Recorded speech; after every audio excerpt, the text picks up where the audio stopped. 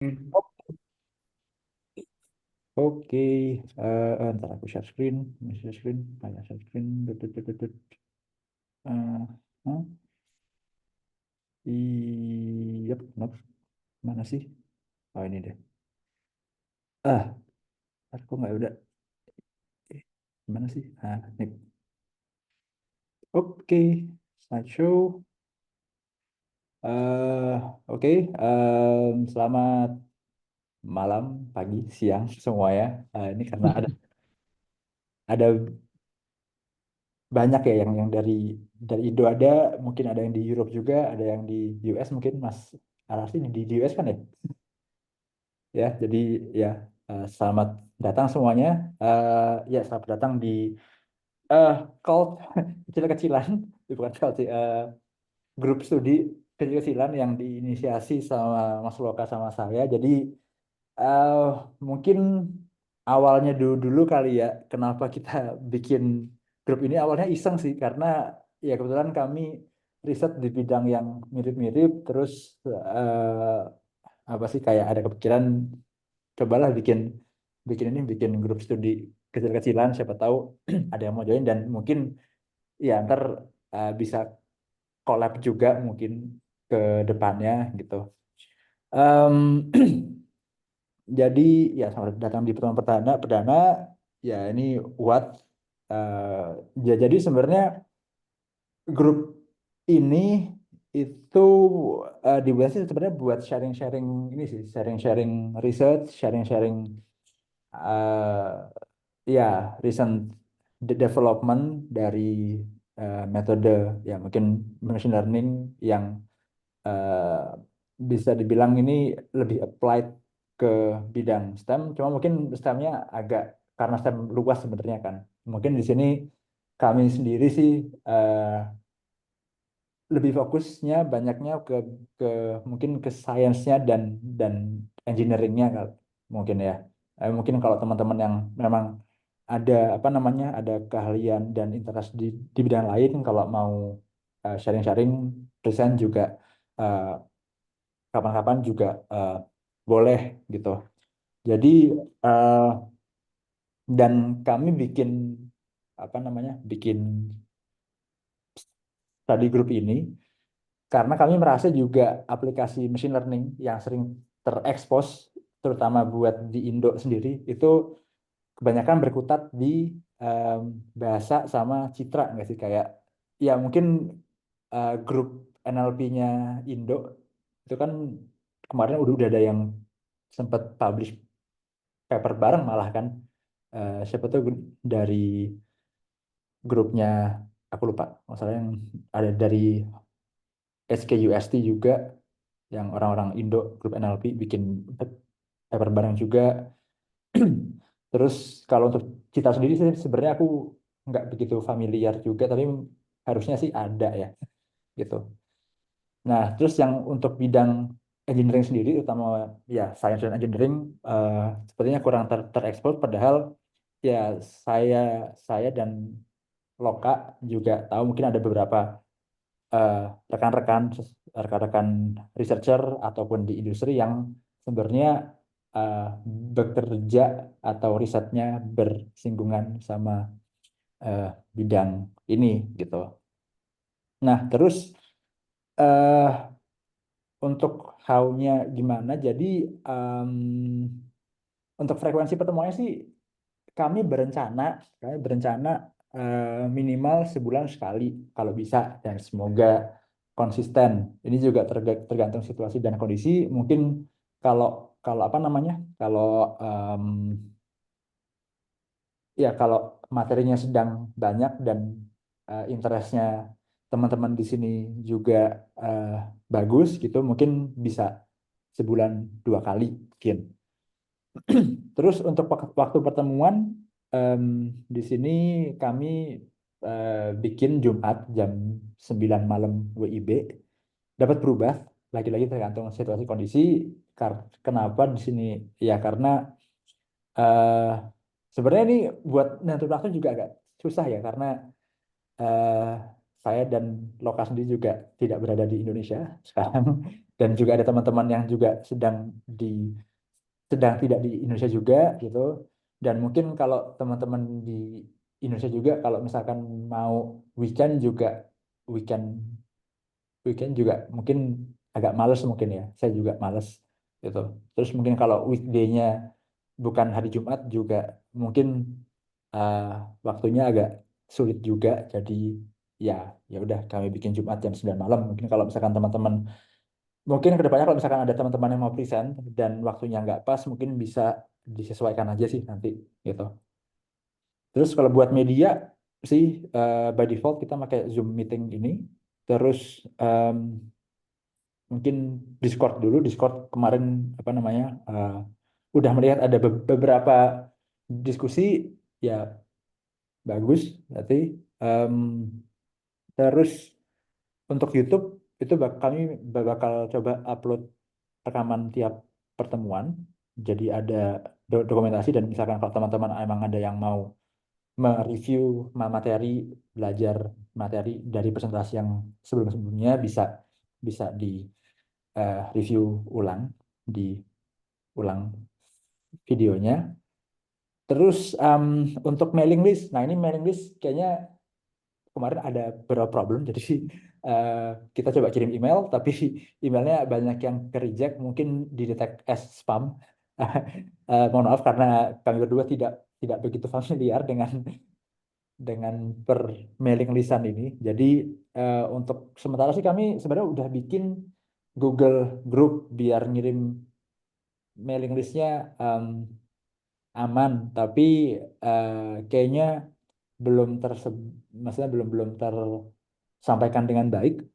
Jadi kalau misalkan teman-teman apa namanya sekarang mungkin yang hadir bisa coba cek spamnya, for the spam, terus kita tolong untuk di apa sih di report as not spam biar biar email dari kami bisa bisa masuk gitu. Terus juga Twitter kami sih pengennya mungkin kalau nggak ada yang tidak apa namanya nggak main Discord atau jarang buka email dan seringnya buka Twitter karena kemarin kayaknya mulai booming di Twitter ya si apa namanya si eh, ide ini gitu. Kami sih niatnya mau bikin kayak Twitter community, tapi kalau bikin community harus harus bayar. Jadinya di skip dulu itu ntar aja gitu. Mungkin dari Loka ada tambahan? Oke, sebelumnya kami lupa memperkenalkan diri. Oh ya, sorry. Jadi tadi yang ngomong Adam, Ya, sekarang lagi PhD di KU Leuven. Bidangnya apa? eh, Boleh. ya, jadi saya Adam sedang PhD di Universitas Katolik Leuven. Sekarang sih di Departemen Mechanical Engineering, tapi topiknya uncertainty quantification di AI untuk mechanical engineering gitu. Kalau saya Loka, saya lagi postdoc di Helsinki University.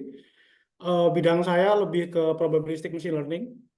Jadi em, sebelumnya saya di Gen Bayesian optimization untuk engineering design, jadi mirip dengan Adam. Namun sekarang saya beralih ke agak yang sedikit theoretical, nggak theoretical sih, sedikit algoritma. Dulunya applied banget, sekarang berubah sedikit. Nah, dari itu kami pengen pengen menginisiasi forum ini. Hmm. Jadi mungkin awalnya ini adalah jurnal club studi dan mungkin teman-teman nanti bisa berkolaborasi bersama. Misalkan Hmm. kalau pengen bikin paper bareng mungkin dari teman-teman yang dari akademia atau mungkin teman-teman yang dari industri ingin diskusi tentang bagaimana kita bisa menerapkan machine learning itu sendiri ke bidang STEM, engineering and science. Nanti kita bisa belajar bareng di sini. Ya, Jadi um, oke, untuk nextnya mungkin itu ya bisa next. oke. Sedikit pembukaan mungkin dari saya. Jadi agak sedikit favifu ini sebenarnya. Jadi um, Microsoft tahun 2020-an itu mulai mempopulerkan term ini yaitu 5 paradigm of science, scientific discovery, di mana mereka ingin kalau kita dulu belajar tentang science waktu di sekolah, kita mungkin sejarahnya berawal dari empirical science, di mana science dimulai dengan pengukuran-pengukuran, kemudian kita pergi ke paradigma kedua, yaitu model based theoretical science, misalkan seperti mekanika klasik, kita mulai membuat model-model sebagai closed form formula, equation atau rumus-rumus yang untuk memodelkan realita di kehidupan kita, untuk memodelkan sains. Kemudian kita masuk di tahun 50-an, yaitu computational science, di mana kita mulai membangun simulator-simulator karena kita sudah mulai punya komputer untuk mensimulasikan riset-riset di sains dan engineering. Kemudian tahun 2000-an kita mulai ada paradigma baru, yaitu Big Data Driven Science. Ini sangat-sangat mirip dengan paradigma kelima ini, yang sekarang, sebenarnya tidak jauh berbeda, namun sekali lagi Microsoft suka sekali, orang-orang di AI itu suka sekali bikin term-term baru, bikin hal-hal baru yang untuk membuatnya lebih booming. Cuma mungkin ada sedikit perbedaan di sini. Untuk ke paradigma keempat dulu, kita menggunakan model-model machine learning yang digunakan di data-data yang langsung gitu, data-data empiris yang kita dapatkan gitu. Sedangkan di paradigma kelima ini, karena kita udah punya teknologi yang lebih mumpuni, seperti advanced deep learning yang baru, seperti foundation model dan lain-lain, kemudian kita punya numerical simulator yang lebih kuat di berbagai bidang. Jadi paradigma kelima ini ingin menyatukan semuanya gitu. Jadi misalkan dulu di paradigma keempat, ketika kita ingin memodelkan sesuatu, biasanya kita langsung ambil, seperti yang saya katakan tadi, ambil data dari real world gitu langsung. Kalau di five paradigm ini, kita ingin menggunakan data yang bisa kita dapat. Mulai dari numerical simulator, di mana kita bisa membuat, kalau istilahnya adalah, saya bisa bilang juga ini adalah surrogate modeling ya. Jadi kalau dulu kita misalkan menggunakan simulator model untuk misalkan memodelkan fluid dynamics misalkan, akan sangat costly karena perhitungannya lumayan berat. Di five paradigm ini, di paradigma kelima ini, kita ingin menggabungkan itu gitu ke model baru kita gitu. Namun kita nanti kita nggak sebatas membahas grup studi ini, diharapkan tidak sebatas membahas teknik-teknik yang ada di paradigma kelima ini, yang dimana kebanyakan adalah deep learning menggunakan large scale training gitu. Kita juga nanti bahas di paradigma keempat misalkan nanti kita membahas tentang Gaussian process, di mana kita hanya cuma ada data yang sedikit, bagaimana untuk leverage data tersebut. Tapi tentu karena sekarang lagi tren-trennya nih paradigma kelima, jadi kita juga akan membahas itu juga di harapannya.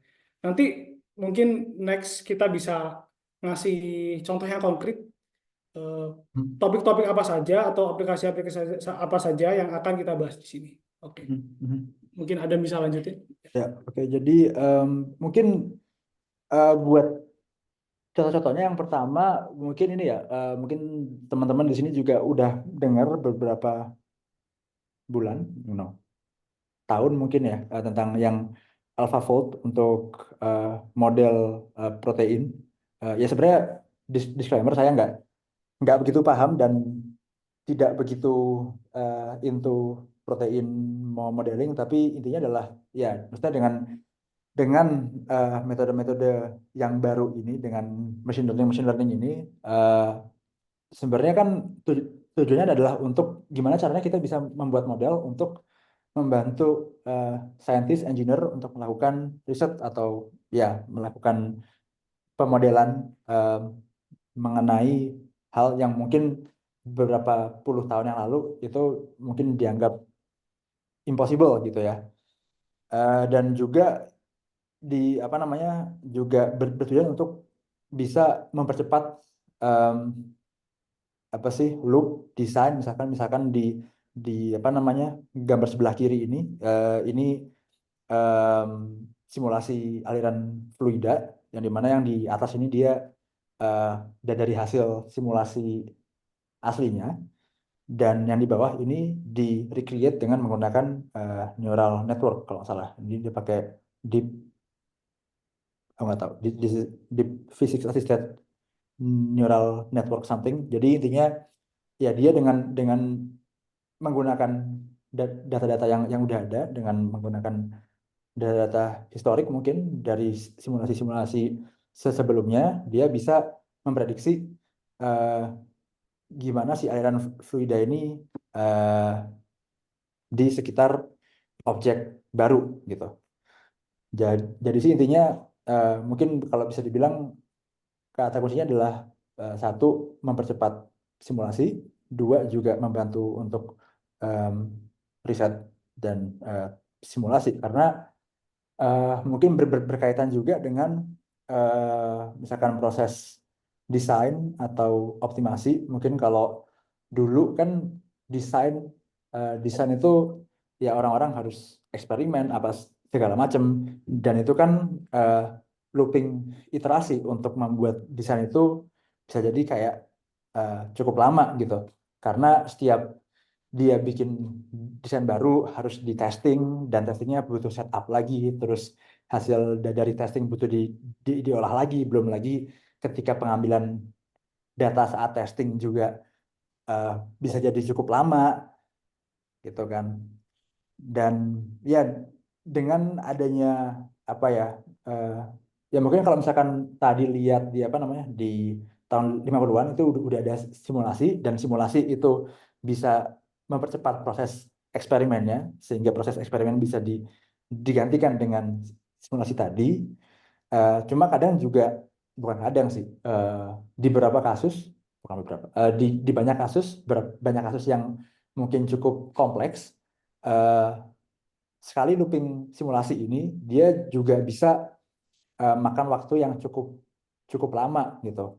Mungkin kalau kasusnya adalah misal em, memprediksi, ya bukan memprediksi, mengkuantifikasi uncertainty di dalam sebuah desain. Mungkin jika teman-teman pakai metode eh, Monte Carlo, itu kan butuh sampling banyak banget. Dan eh, bayangkan misal kalau sekali eksperimen tuh butuh sehari, berarti kan butuh 1.000 hari buat buat apa namanya, buat mengkuantifikasi itu tadi. Dan pun juga kalau misalkan pakai simulasi, dan dari sehari bisa dikurangi waktunya jadi mungkin 3 jam, 3 jam dikali 1.000 kali evaluasi juga masih lama gitu. Sedangkan kalau apa namanya dengan eh, paradigma keempat tadi, dengan metode machine learning, surrogate modeling, dan segala macamnya, kita bisa mengurangi ordernya dari jam mungkin ke detik, untuk membuat inferensi atau membuat eh, satu prediksi dari em, simulasi tadi gitu, sehingga yang awalnya 3.000 jam mungkin jadi ordernya 3.000 detik, yang berarti kan eh, berapa tuh, cuma ya nggak sampai 1 jam gitu.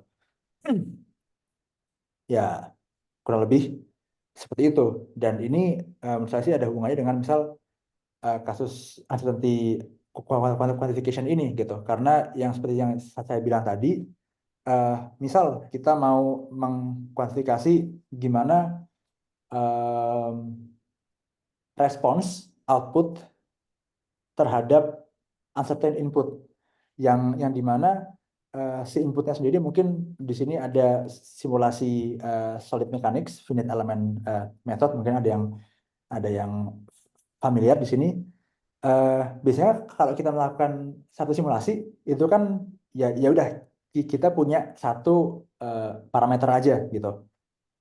Sedangkan kalau kita bicara tentang uncertainty quantification, itu kita ingin tahu gimana efeknya input yang uncertain tadi, input yang tidak pasti tadi, yang dimana si input ini biasanya di digambarkan dengan menggunakan distribusi gitu. Sehingga kan kita intinya mau mengambil sampling dan untuk apa ya, dan agar si samplingnya ini valid kan butuh sampling yang cukup banyak gitu. Sehingga eh, ketika kita melakukan banyak sampling gitu, cost cost untuk melakukan eksperimen tadi, untuk melakukan simulasi tadi itu menjadi sangat besar gitu. Sehingga dengan menggantikan simulasi tadi dengan ya dengan model machine learning untuk memprediksi ini, eh, kita bisa bisa eh, memiliki hasil yang lebih cepat gitu. Dan salah satu apa namanya, salah satu kendala juga itu bukan kendala sih, mungkin challenge challenge yang kita hadapi di bidangnya adalah gimana caranya kita bisa membuat model yang juga akurat.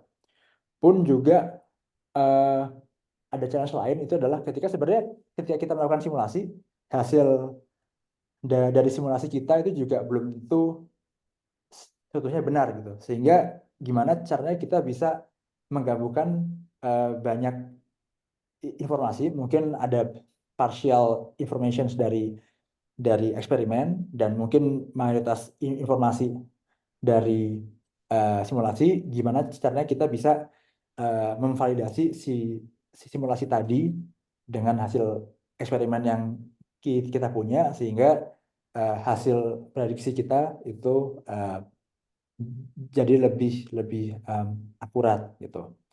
Pun juga sama dengan apa namanya hal yang di kanan ini dia namanya reliability based design optimizations. Jadi kurang lebih konsepnya adalah ya kita mencari eh, konfigurasi desain yang paling optimal, yang paling baik, tapi dengan constraint berupa eh, reliability index. Intinya adalah eh, constraint berupa berapa persen kemungkinan si komponen dengan desain ini untuk gagal gitu. Dan caranya adalah ketika kita untuk em, mengkuantifikasi berapa kemungkinan si komponen ini untuk gagal, lagi-lagi kita eh, berhubungan dengan konsep uncertainty quantification tadi gitu. Sehingga mau nggak mau ya kita akan melakukan sampling lagi di sekitar eh, di design point ini gitu. Em, Sehingga si desain akhirnya itu dia memenuhi constraint yang ada, kurang lebih seperti itu. Oh ya, BTW di sini bebas saja kalau misalkan teman-teman mau interupsi, mau tanya, silakan aja, nggak usah malu-malu gitu. Atau mungkin ada, ini kan ya di Zoom ada yang angkat tangan itu kan, jadi ya silakan kalau mau bertanya, silakan potong aja gitu. Em, Ya kurang lebih seperti itu. Terus mungkin dari Loka mau Oke lanjut. ya, untuk merangkum, sebenarnya em, apa sih yang membedakan machine learning for STEM dengan machine learning umumnya? Misalkan kalau teman-teman belajar machine learning pertama kali, biasanya teman-teman pasti akan lebih eh, mungkin belajar bikin eh, neural networks menggunakan data citra, misalkan pakai MNIST yang paling umum ya. Di sini kita pakai tentu karena kita ingin tackling problem di STEM sendiri, Science and Engineering, kita tentu menggunakan data-data yang sesuai dengan field yang akan kita tackle. Nah, yang tadi dibahas Adam, modeling dan uncertainty quantification, dua poin tersebut sangat powerful jika kita mempunyai masalah atau permasalahan di mana harga datanya, cost untuk memperoleh data itu sangat mahal gitu. Misalkan kalau teman-teman pengen melakukan simulasi mekanika fluida misalkan, mungkin ada beberapa hal yang membuat itu sangat sangat sangat costly. Jadi nanti bisa dengan machine learning kita ingin membuat surrogate agar lebih cepat gitu. Tadi udah dibahas juga sama Adam. Kemudian eh, setelah kita mendapatkan model tersebut, kita juga bisa menggunakannya untuk hal-hal yang lain gitu. Misalkan di sini yang ingin saya highlight yaitu black box optimization, di mana ini adalah salah satu em, aplikasi dari model tersebut. Kalau misalnya kita udah punya model, nanti kita bisa menggunakannya untuk optimasi. Misalkan kalau teman-teman pengen mencari parameter-parameter yang terbaik untuk desain motor listrik, teman-teman misalkan, eh, kita bisa menggunakan Bayesian optimization ini. Kita eh, asumsikan bahwa problem kita black box, kita tidak punya informasi gradient, kita cuma bisa melakukan evaluasi terhadap objektif kita, tujuan optimasi kita. Nah, di sini kita bisa menggunakan eh, Bayesian optimization untuk itu. Mungkin bisa next. Sorry, ini ada yang tanya di chat. Oke. Boleh dijelaskan artinya black box optimization? Oke. Ya, eh, tadi saya highlight sedikit. Jadi black box optimization itu ketika kita ingin melakukan optimasi pada sebuah sistem, dan kita tidak punya misalkan satu formula atau rumus yang full white box, kita nggak tahu rumusnya. Dan kita nggak, sehingga implikasinya mungkin kita nggak punya gradient information, kita nggak punya informasi diferensial untuk itu. Biasanya kalau kita melakukan white box optimization, kita tinggal melakukan optimasi berdasarkan gradiennya gitu. Misalkan kalau teman-teman mungkin pernah belajar tentang neural networks, kita ada stochastic gradient descent di sana, karena kita bisa mendapatkan gradient untuk mendapatkan parameter terbaik kan untuk neural networks. Nah, itu yang disebut dengan white box. Kita punya informasi gradient, kita bisa melakukan penurunan.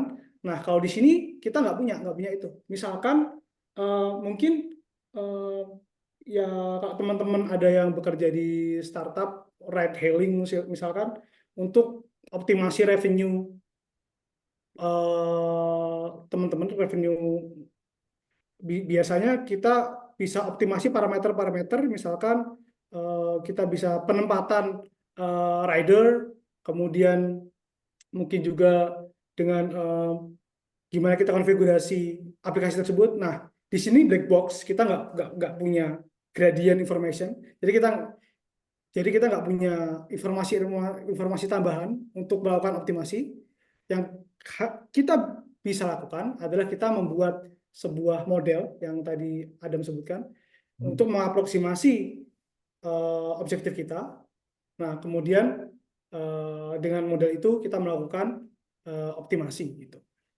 Ya, ya. Jadi mungkin ya. Eh, Lebih simplifikasi lagi, mungkin black box isinya adalah artinya ya kita nggak punya eh, model fisik terhadap si objek itu tadi. Misal kalau konteks apa ya konteks misal oke misal konteksnya adalah kita mau mengoptimasi kekuatan struktur misalkan gitu ya, kekuatan sebuah struktur yang dimana sebenarnya kalau kita apa namanya ya mungkin kalau teman-teman yang belajar teknik sipil mesin atau apapun mungkin belajar kalau apa namanya kekuatan struktur kita punya persamaan sendiri untuk menghitung stres yang ada di dalam struktur tadi gitu ya kan.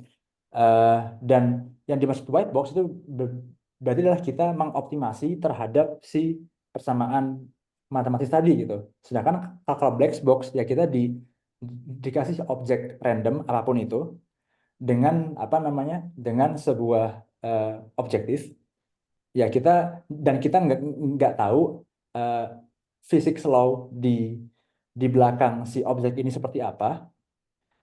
Dan kita coba mengoptimasi dengan mengubah-ubah si parameter desain atau parameter kontrol atau parameter apapun di si objek tadi agar kita bisa mencapai eh, objektifnya tadi. Intinya sih gitu sih. Intinya ya kita black box, kita nggak tahu apa-apa gitu tentang si objeknya. Kurang lebih seperti itu. Dan Ya, mungkin bakal membantu kalau gambarin kurva gitu. eh Kan di Zoom bisa sketch gitu ya. catch. Gua Ya, gua nggak begitu familiar. Oke. ada kok. Kurva kurva naon Zul? Kayak misal apa fungsinya udah tahu, jadi Ah white ya, box oke. optimization itu kayak gimana. Terus kalau misalkan black box Ya, optimization, fungsinya dicari dulu berarti ya, diestimasi gitu. ini kelihatan kan? Ya, Ya, misalkan ini X ini si si target Y gitu. Misalkan kalau apa namanya white box ya kita udah tahu persamaan matematisnya gitu. Berarti kita tahu eh, misalkan persamaannya kayak gini gitu. Dan kita mau untuk coba sekarang mencari minimum. minimize ya berarti misalkan kita apa namanya kita tahu si desain awalnya di sini ya kita karena kita udah tahu persamaan matematisnya tinggal dicari gradiennya terus ya dia gerak ke arah ya jelek banget ya nggak apa-apa dan akhirnya ketemunya di sini gitu. Sedangkan kalau kalau untuk apa namanya kalau untuk black box ya kita kita biasanya nggak tahu gimana cara ganti ya kita biasanya nggak tahu si em, wait ya si fungsinya seperti apa. Kita cuma tahu bentuk eh, da, da, ininya datanya. Misal kayak sebenarnya di gambar ini sih di gambar Mungkin gambar untuk yang kita cuma tahu beberapa observasi datanya berapa saja gitu. observasi Jadi kita seperti ingin di gambar yang ini mengaproksimasi fungsi tersebut. ya ya seperti gambar yang ini kan kita awalnya cuma cuma punya 3 data gitu dan berdasarkan si data ini kita eh, aproksimasi si fungsinya yang bentar ini yang solid line Yang true function yang dot line. ya yang solid line terus apa namanya ya dengan si metode Bayesian optimization ini kita dapat satu apa ya satu titik untuk dievaluasi satu titik rekomendasi untuk dievaluasi kayak oke nih coba coba evaluasi si fungsinya di titik ini gitu.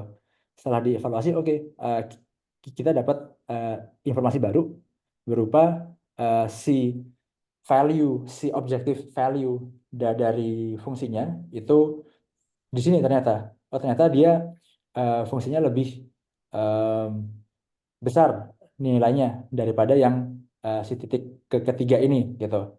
Terus dicoba lagi oh ternyata di bagian sini dia em, masih cukup uncertain coba-coba kita kita tambah satu sampel baru di sini gitu setelah dicoba oh ya ternyata di sini si nilai objektifnya lebih kecil daripada di yang titik ini sehingga mungkin di sini titik optimumnya eh, titik optimum saat itu gitu kurang lebih konsepnya seperti itu. Mungkin untuk detailnya bisa kita bahas di Ya, pertemuan pertemuan selanjutnya. Oke, selanjutnya. oke. Next. Wait, next. Yep. Oke. Dan juga selain yang tadi, juga kita mungkin bisa membahas yang lain juga, terutama salah satunya menurut saya yang paradigma kelima tadi. Jadi karena kita sekarang punya teknologi deep learning yang cukup bagus, transformer, kalau teman-teman pernah dengar, ataupun diffusion model, eh, kita bisa membangun misalkan sebuah foundation model misalkan untuk digunakan untuk banyak task gitu. Contohnya yang gambar sebelah kiri ini baru paper baru Microsoft. Jadi mereka membangun foundation model untuk task-task yang berhubungan dengan atmosfer seperti prediksi cuaca dan lain-lain. Mereka membangun satu network besar di mana mereka menyelesaikan banyak sekali task yang kemudian network besar tersebut bisa digunakan untuk banyak task yang lebih tertarget gitu. Misalkan khusus untuk prediksi cuaca, misalkan yang lain untuk memodelkan awan dan lain-lain gitu. Dan contoh lain di aplikasinya misalkan kita ingin melakukan kontrol untuk nuclear fusion mesin tokamak. Saat ini riset di nuclear fusion ini tokamak ini lumayan sangat banyak ya. Jadi ini mungkin juga salah satu topik yang menarik untuk kita bahas di pertemuan-pertemuan lanjutan. Oke, next. Ya, mungkin tambah sedikit ya. Ya. Jadi mungkin yang di apa namanya sampaikan tadi mungkin sebelumnya aku sama Loka mungkin kebanyakan menjelaskan model-model surrogate model yang sebenarnya mungkin cuma hanya adalah model regresi, tapi juga sebenarnya nggak terbatas di masalah regresi doang, karena di sini juga ada kontrol yang dimana dia pakai RL, reinforcement learning, bukan bidang saya dan mungkin juga bukan bidang Loka, mungkin ntar Mungkin ada Mas Arashi lebih pasti paham mungkin untuk RL. nah kapan mau present juga silakan gitu ya. Oke. Jadi ini mungkin ini ya format forum sebenarnya kalau dibilang saklek juga enggak, tapi harapan dari saya dan Loka mungkin ide awalnya adalah satu topik itu bisa dibahas minimal 2 kali pertemuan. Kenapa 2 kali pertemuan? Karena eh, satu mungkin kalau untuk ngebahas sebuah hal yang cukup em, advance mungkin kalaupun apa ya, sekali pertemuan kayaknya nggak cukup gitu, karena habis intro terus kalau tiba-tiba langsung ngebut itu biasanya orang-orang kayak udah ya lost fokus. Eh, dan pun juga karena kalau topik tiap pertemuan itu lompat-lompat kayaknya apa ya, kayak terlalu random aja gitu, sehingga di sini kami mencoba untuk kalau misalkan teman-teman ada yang apa namanya mau present, eh, coba cari ada orang lain juga mungkin yang mau present di hal yang sama, atau ya teman-teman mau untuk present kurang kurang lebih dua kali pertemuan, biar biar enggak apa ya, biar enggak terlalu lompat-lompat tadi gitu. Terus untuk kontennya sebenarnya ya kalau kami lihat kemarin pas kami sebar form pendaftaran itu eh, varians dari eh, interest teman-teman itu sangat luas banget. Ada yang apa namanya RL mungkin, terus terus ada juga yang tertarik di bidang epidemik kayak Mas Andra, terus ada juga yang mainan surrogate Time kayak series banyak, time series. time series juga banyak gitu, dan apa ya ya untuk membahas hal-hal yang luas ini secara satu persatu, dan kalau misalkan cuma satu pertemuan juga kayaknya akan terlalu cepat dan nggak bakal menangkap intinya, karena kami ingin sebenarnya ini nggak hanya terbatas di high level intro atau overview doang. Kami berharapnya di sini em, kita bisa masuk ke detail matematis dan teknis, and ya how why-nya eh, seperti apa gitu.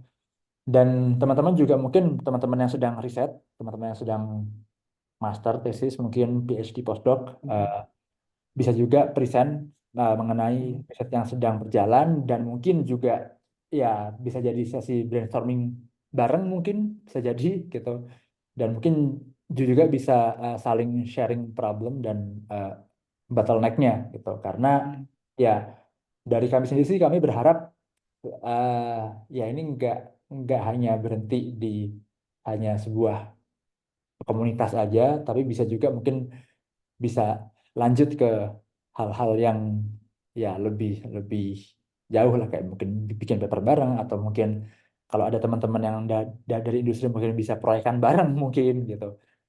Itu sih kurang lebih harapannya seperti itu. Dan juga ya jelas di sini bisa jadi forum forum silaturahmi, mungkin di sini ada banyak rekan-rekan researcher yang dari luar negeri juga, sehingga bisa saling tahu, saling ketemu, dan kalau misalkan mungkin ada problem atau apa, bisa ya saling sharing aja lah. Kurang lebih seperti itu. Eh, Mungkin ada tambahan loh, Kak? Em, Mungkin sedikit ya. Ya. Jadi karena yang tadi sebenarnya udah di mention sama Adam.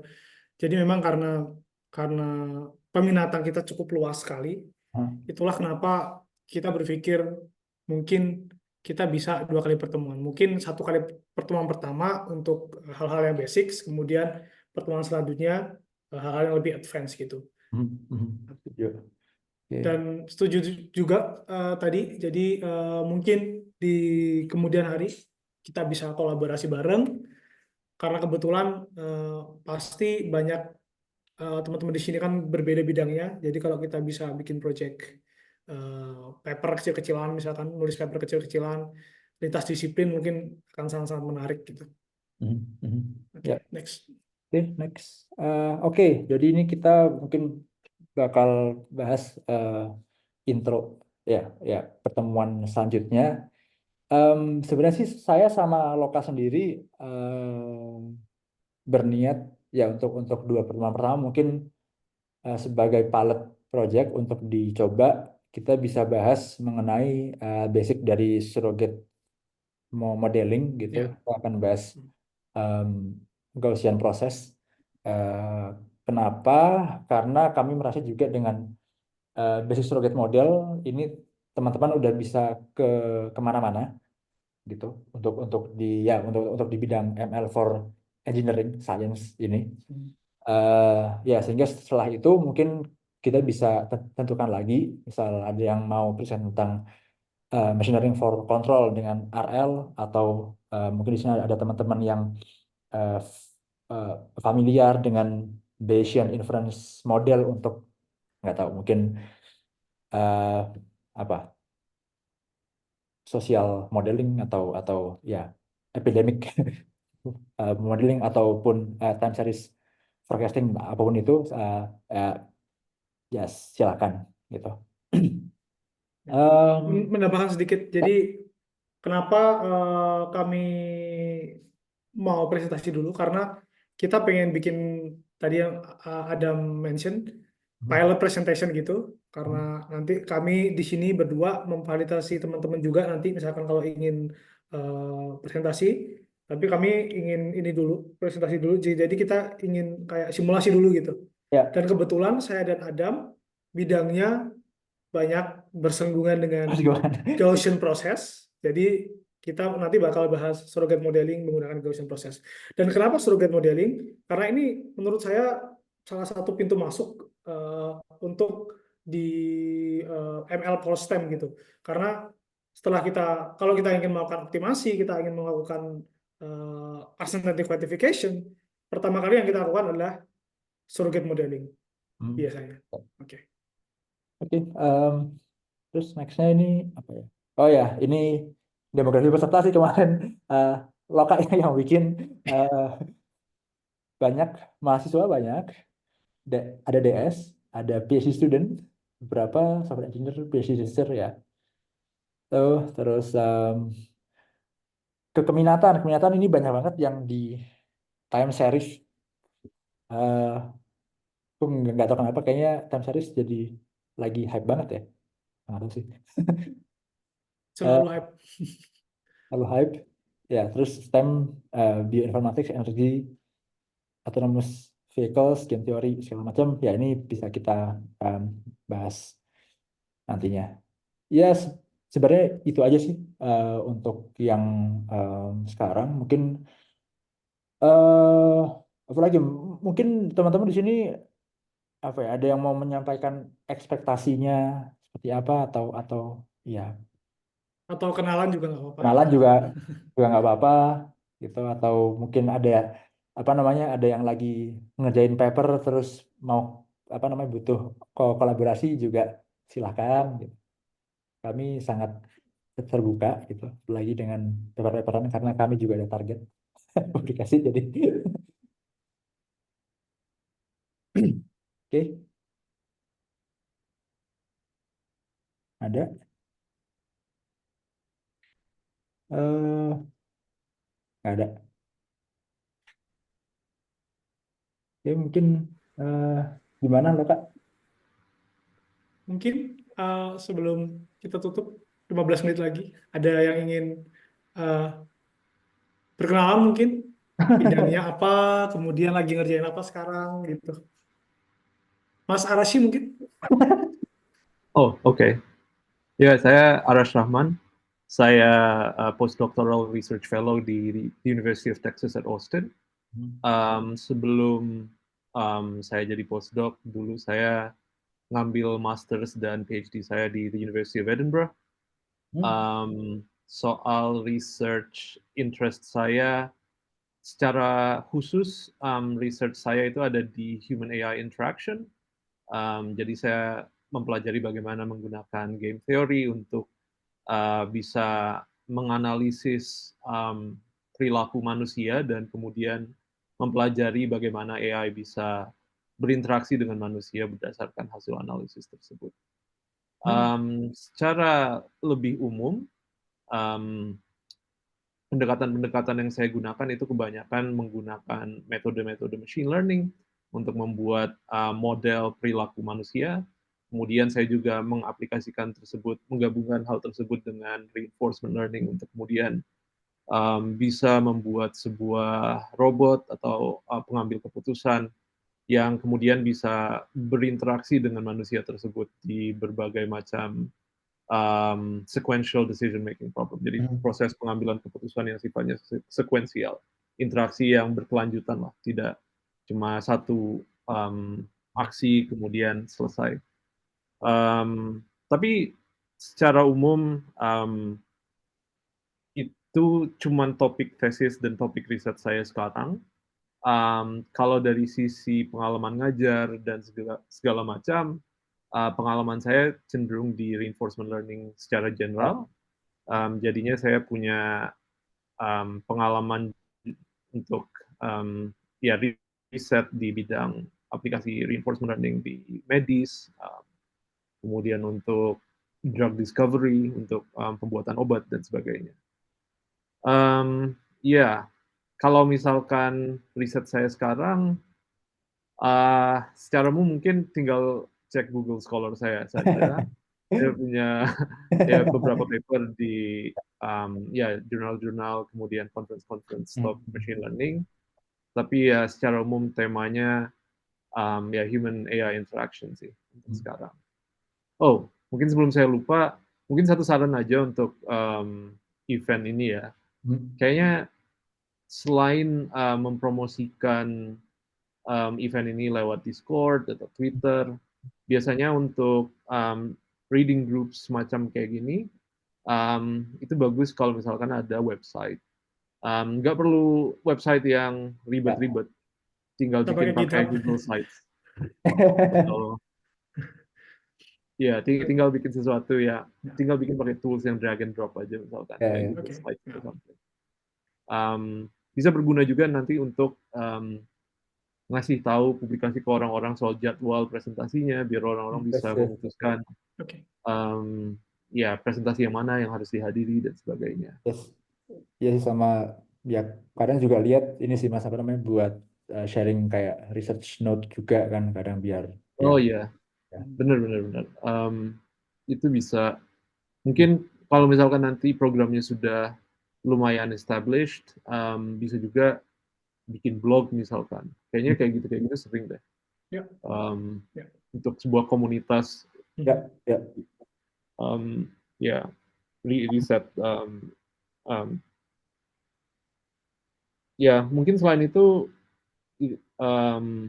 ya saya harapannya bisa tahu lebih banyak soal teman-teman risetnya apa saja, dan juga ya mudah-mudahan itu bisa nantinya berakhir ke sebuah kolaborasi untuk sebuah paper dan sebagainya. Dan ya in general kalau misalkan teman-teman mau publish paper di conference-conference yang top, di venue-venue yang ya tier 1 lah untuk machine learning, saya juga bersedia nanti kalau misalkan diminta sharing-sharing pengalamannya, tips and trick untuk bisa diterima di conference-conference dan jurnal-jurnal yang top seperti Ya. itu. Good, itu saja dari saya. Oke, terima kasih Mas Arasi. Mungkin next Sharing lagi. ada yang ingin sharing, perkenalan. Ada chat siapa nih? Chat. Wait. Oke, Pamit duluan harus ngantar kereta. Oh, oke. oke, Oke, Lur. Hati-hati. Yuk, pamit. Yuk. Bye. yuk. Mungkin Mas Fernanda ingin mau berkenalan. Saya, Silakan kalau mau. oh, halo, perkenalkan saya Fernanda. Saya master student Hai. eh di Groningen University di Belanda. Eh jurusannya astronomi. Kalau riset sendiri sebenarnya belum berkenaan dengan machine learning. So far masih bentuknya numerical modeling biasa. Apa lagi ya? Oh, Kenapa? kalau so far kenal machine learning tuh cuma dari course-course aja sih. Ya, ya nggak masalah sih. Maksudnya juga di sini kan mungkin ini sih harapannya mungkin ketika nanti ada yang present atau apa, mungkin teman-teman yang mungkin juga baru belajar machine learning bisa belajar hal baru dan mungkin juga bisa memberikan insight juga sih kayak ya mungkin oh ini bisa nih dipakai untuk apa namanya approaching metode ini sehingga mungkin ntar bisa berakhir dengan kolaborasi siapa tahu. Ya who knows. Oke, makasih. Mungkin Mas Bimandra kalau berkenal. Nggak enak disebut-sebut mulu dari tadi. Makasih apa ini udah inisiasinya. Sebenarnya nama saya Andra, saya postdoc di NUS di School of Public Health di Singapura. Sebenarnya saya bidangnya di infectious disease modeling. Jadi mungkin dulu kalau zaman COVID banyak orang ngerjain modeling ya. Saya ngerjain hal-hal yang serupa. Dulu PhD-nya di Imperial College. Jadi mainly sih tentang bagaimana menggunakan modeling, mathematical modeling, statistical modeling untuk handle data-data surveillance penyakit. Terus kita bisa bantu policy dengan menggunakan modeling gitu sih. Dulu tema tesisnya. Sekarang masih ngerjain hal yang serupa, cuman di NUS kebetulan supervisor saya dia punya lab namanya Machine Learning for Global Health. Jadi dia emang backgroundnya machine learning, tapi dia aplikasi machine learningnya untuk hal-hal yang berbau public health. Jadi project saya sih belum tentu bakal pakai machine learning, cuman kalau bisa ada machine learningnya mungkin bagus. Cuman ya machine learning sih mungkin tahu apa ya, cuman surface-nya doang, tapi nggak ngerti kayak metode yang paling mutakhir sekarang tuh apa sih gitu. Yang terutama yang bisa link sama public health. Jadi sebenarnya rencana pengen join grup ini tuh buat kayak tahu update-update terbaru, kira-kira teknik apa yang bisa nyambung sama kerjaan yang saya lakukan gitu, karena mungkin saya cuma tahu survei-survei aja selama ini gitu. Gitu aja sih. Oke, thanks Mas. Iya. Ada lagi mungkin Ada lagi yang pengen kenalan? kalau nggak ada mungkin ya karena udah 5 menit menjelang jam 5 ya mungkin ya bisa kita akhiri aja. Jadi mungkin kalau untuk pertemuan selanjutnya